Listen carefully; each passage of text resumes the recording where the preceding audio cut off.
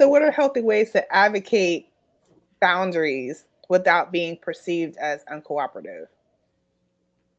Boundaries are my jam. I know. Um, She's like, and let's go. and and I have developed a really particular way of teaching it to people. And so the way that I teach my patients is the mantra is to be like Chick-fil-A.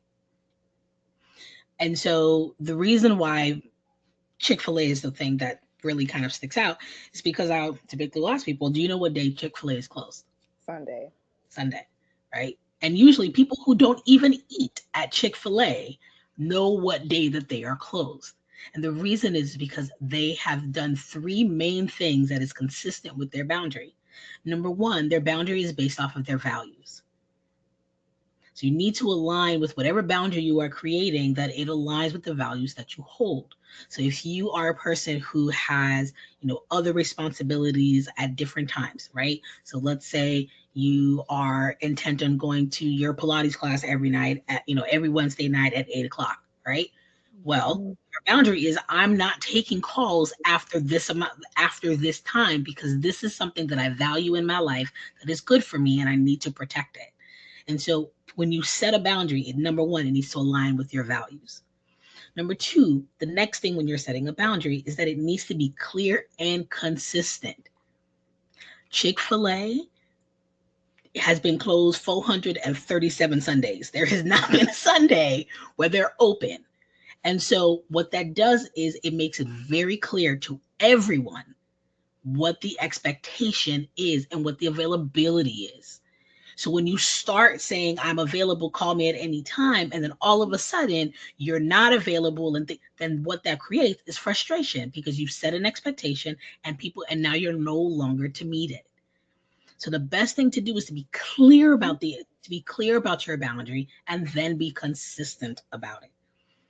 And then the last part about setting a boundary is the consequence part. And this is the part that a lot of people get really frustrated about.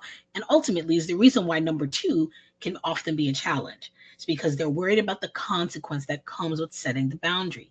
So you let's say, especially if you're setting a boundary that you're having to backtrack, right? Where you've maybe been available at a particular time and now you're having to say, it's impacting my life, it's impacting my mental health, and I need to set a boundary that allows me to, be the best version of myself, right? And so now, Mhm.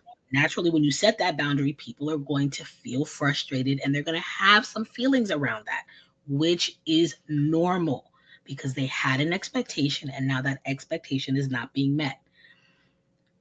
The beauty of what I think, Chick-fil-A does is that when they have decided to not be open on Sundays based off of their values, that is clear and it's consistent, they're comfortable with the consequence. And the consequence is they're not making money on a Sunday. And they're comfortable with that because all of the other things that they gain from setting that boundary is important to them. So I don't care how bad you want a chicken biscuit on Sunday morning. You can hang out in their parking lot from dawn until dusk. Nobody's coming to open Chick-fil-A for you. And so that is the main part of when you're setting a boundary. You have to be comfortable with some of the discomfort that comes with the consequences of you implementing said boundary.